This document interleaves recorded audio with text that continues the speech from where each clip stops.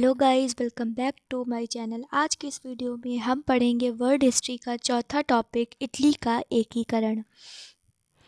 इसके पहले की वीडियो में हम फ्रांस की क्रांति, अमेरिका के स्वतंत्रता संग्राम और पुनर्जागरण को कवर कर चुके हैं और एंशियंट, मिडिवल, मॉडर्न हिस्ट्री को भी हम पढ़ चुके हैं। तो आज इटली के एकीकरण में हम पढ़ेंगे 19वीं सदी के पूर्वार्ध में इटली में 13 राज्य थे।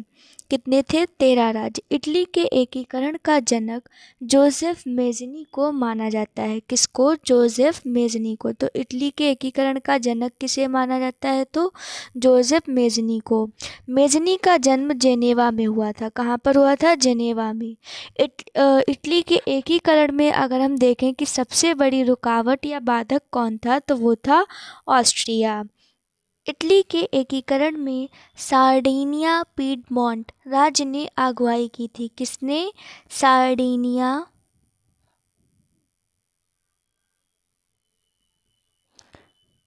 पीडमोंट।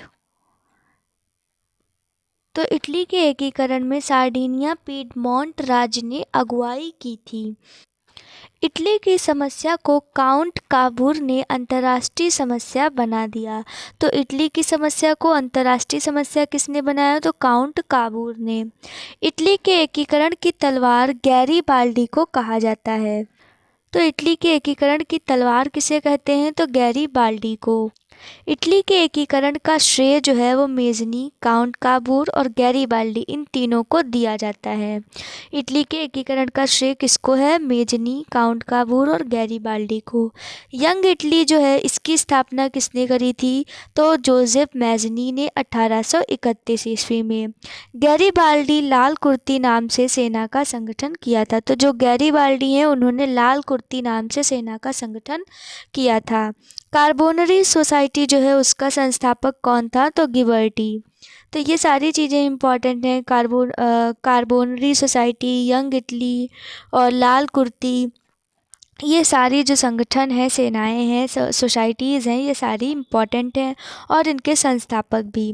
विक्टर एमैनुएल सार्डिनिया का शासक था। इटली के एकीकरण की शुरुआत लोम्बार्डी और सार्डिनिया राज्यों के मेल से हुई। इटली राष्ट्र का जन्म 2 अप्रैल 1860 ईस्वी को माना जाता है। 1871 ईस्वी में रोम को संयुक्त इटली की राजधानी घोषित किया गया। तो इटली की संयुक्त राजधानी किसको घोषित किया गया? रोम को। कब घोषित किया गया?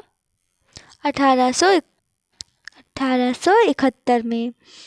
और जोसेफ मेज़नी जो है, उनका एक स्टेटमेंट है कि यदि समाज में क्रांति लानी हो तो क्रांति का नेतृत्व जो है वो नवयुवकों के हाथ में दे दो, यानी जो यंगर्स हैं या कहें यूथ जो है, उसके हाथ में जो है वो क्रांति का नेतृत्व दे देना चाहिए।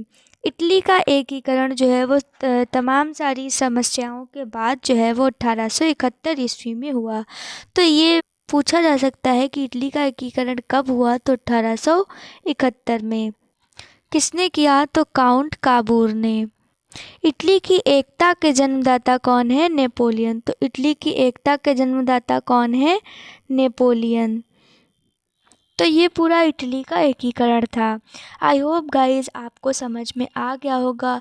ये बेहद छोटा टॉपिक है और बेहद लेकिन इम्पॉर्टेंट है, क्योंकि जो है इससे लगभग क्वेश्चंस बनते हैं जो मैंने आपको अपनी वीडियोस में बता दिए कि जैसे इटली की एकता का जन्मदाता नेपोलियन, और इटली कब एकीकृत हुआ? तो 1871 को काउंट काबूर ने किया।